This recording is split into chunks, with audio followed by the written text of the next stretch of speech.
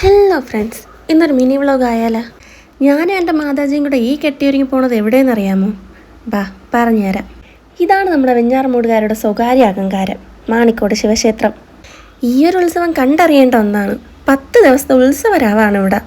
ശിവരാത്രി സമയമാകുമ്പോഴത്തേക്ക് ഇവിടെ നിന്ന് തിരിയാനുള്ള സ്പേസ് ഉണ്ടാവില്ല, അത്രയ്ക്കും ആളാണ്.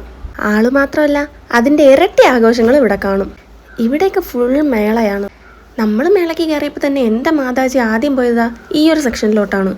ഈയൊരു മേഖല നമുക്ക് വലിയ ഇൻട്രസ്റ്റ് ഇല്ലാത്തത് കൊണ്ട് തന്നെ ഒതുങ്ങി അവിടെ ഒരു മൂലയ്ക്ക് നിന്ന്.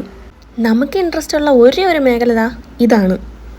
ഇവിടെ നിന്ന് അങ്ങോട്ടും ഇങ്ങോട്ടും ഫുൾ പല പല കടകളാണ്. കണ്ടില്ലേ, ഒരു പച്ചക്കറിത്തോട്ടം തുടങ്ങാനുള്ള സാധനങ്ങളും ഇവിടെ ഉണ്ട്.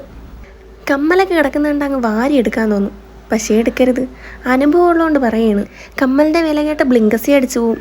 ഇവിടെ ഇങ്ങനെ അലത്തുപോലത്തെ സാധനങ്ങൾ മാത്രമല്ല, ഇതുപോലുള്ള ഞം സാധനങ്ങൾ ഇവിടെ ഉണ്ട്. പിന്നെ 90s ഫേവറേറ്റ് കുറേ നൊക്ലാച്ച് മുട്ടായികളും.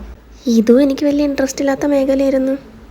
ഈ ഒരു കട കണ്ടപ്പോഴത്തേക്ക് എൻ്റെ അമ്മയ്ക്ക് അപ്പോഴും സ്ക്രീൻ കാർഡ് മാറ്റണം. പിന്നെ അതിൻ്റെ ഇടയ്ക്കൂടെ എൻ്റെ ഫോണിനും കൂടെ ഒരു പുതിയ ഉടുപ്പങ്ങ് വാങ്ങിക്കൊടുത്ത്. അത് കഴിഞ്ഞപ്പോഴത്തേക്ക് എൻ്റെ കണ്ണ് നേരെ പോയത് കളിപ്പാട്ടക്കടയിലോട്ടാണ്. ഇന്തമാതിരി ഞെക്കുമ്പോൾ പൊങ്ങണ സാധനം വാങ്ങിത്തരാത്തതുകൊണ്ട് അമ്മയോട് പിണങ്ങിയിരിക്കണം എന്നെയാണ് നിങ്ങളിപ്പോൾ കാണുന്നത്. ടാർപ്പേ ഞാനും ഒരമ്മ പെറ്റ മക്കളെപ്പോലെ ഉണ്ടല്ലേ. പിന്നെ ഇന്തമാതിരി ഒരു വെള്ളം വാങ്ങിച്ചെന്ന് എന്നെ സമാധാനപ്പെടുത്തി. അതൊക്കെ കഴിഞ്ഞ് വരുമ്പോഴാണ് ഇവിടെ കുറേ റൈഡിൻ്റെയും ഗെയിംസിൻ്റെയൊക്കെ സെക്ഷൻ വരുന്നത്. ഇതും എനിക്ക് കണ്ടു നിൽക്കാനുള്ള താല്പര്യമേ ഉള്ളൂ. ഇതിലൊന്നും കയറാൻ താല്പര്യമില്ലാത്തത് കൊണ്ടല്ല, കിറങ്ങി കിടക്കാൻ വയ്യ, അതുകൊണ്ട് മാത്രമാണ്. ഇനി നിന്നാൽ നീ എന്നെ മുടിപ്പിക്കുക എന്നും പറഞ്ഞുകൊണ്ട് അമ്മ നേരെ എന്നെ വിളിച്ചുകൊണ്ട് വീട്ടിൽ പോയി. അപ്പോൾ ഓക്കെ, ബൈ ഫ്രണ്ട്സ്.